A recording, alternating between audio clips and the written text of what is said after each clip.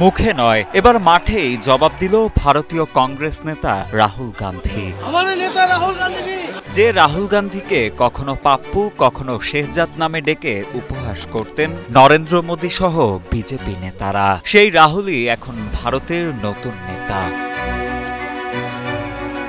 বছরের পর বছর ধরে বিজেপির উপহাসের প্রধান টার্গেট ছিলেন এই কংগ্রেস নেতা। গত এক দশক ধরে প্রতিটি নির্বাচনেই বিজেপির আক্রমণের শিকার হতে হয়েছে গান্ধী পরিবারের।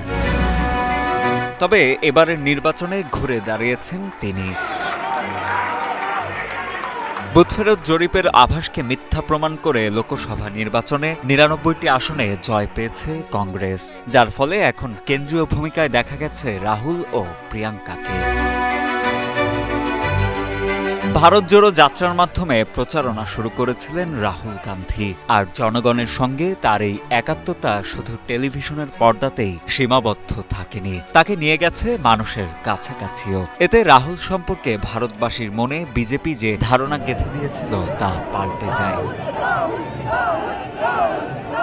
ছাত্র থেকে শুরু করে ট্রাক চালক, সমাজের সর্বস্তরের মানুষকে জড়িয়ে ধরে কথা বলেন রাহুল গান্ধী, যা আগে কখনো দেখেনি ভারতবাসী।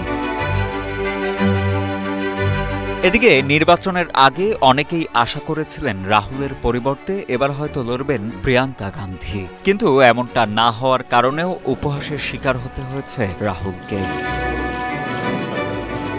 তবে মোদী সমর্থকদের উপযুক্ত জবাব দেন প্রিয়াঙ্কা। বেশ কয়েকটি সাক্ষাৎকারে তিনি জানান, সচেতনভাবে এর সিদ্ধান্ত নিয়েছেন তারা। মূলত ভারতের কেন্দ্রীয় রাজনীতিতে কংগ্রেসের পতনের শুরু হয় ২০১৪ সালের নির্বাচন থেকে।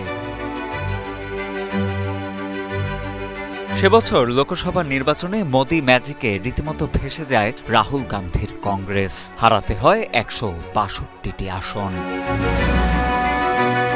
তবে ২০১৪ সালের নির্বাচন থেকেও বেশি ভরাডুবি হয় ২০১৯ সালের নির্বাচনে, যাতে বিগত এক দশকের রাজনীতিতে একেবারে কোণঠাসা হয়ে পড়েছিল কংগ্রেস, বিশেষ করে নরেন্দ্র মোদীর হিন্দুবাদী রাজনীতির চাপে।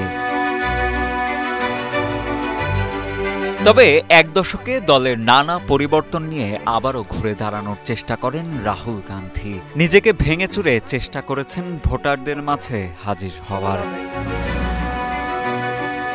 পশ্চিমবঙ্গের মমতা ব্যানার্জির তৃণমূল কংগ্রেস, দিল্লির অরবিন্দ কেজরিওয়ালের আম আদমি পার্টি ও উত্তরপ্রদেশের অখিলেশ যাদবের সমাজবাদী পার্টি সহ অনেকগুলো দল নিয়ে গঠন করেন ইন্ডিয়া জোট। এর ফলেই নতুন করে ঘুরে দাঁড়ায় রাহুল গান্ধী। বিশ্লেষকদের ধারণা, আবারও চাঙ্গা হবে কংগ্রেসের রাজনীতি।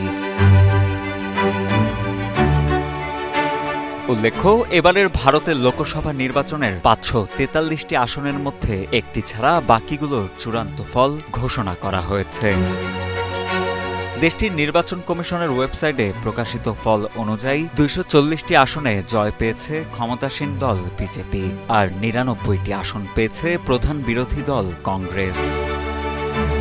তবে ভোটের ফল যাই হোক না কেন, গান্ধী ভাইবোনের এবারের নির্বাচনের মাঠে দুর্দান্ত উপস্থিতি ছাপিয়ে গেছে সবকিছুকে।